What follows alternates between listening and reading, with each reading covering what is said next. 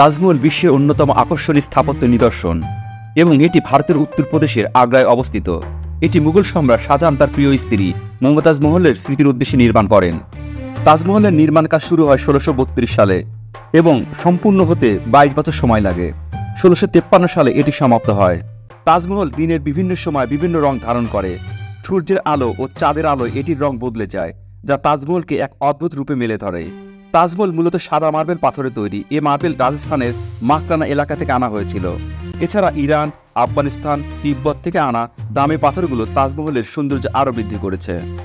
তাজমহলের গায়ে মূল্যবান পাথর দিয়ে অসাধারণ ফুলেল নকশা করা হয়েছে।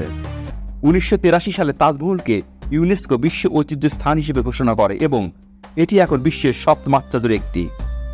তাজমহল ভারতীয় পর্যটনের অন্যতম একটি প্রধান আকর্ষণ। এটি দেখতে প্রতি বছর লক্ষ লক্ষ পর্যটন ভারত সফর করেন।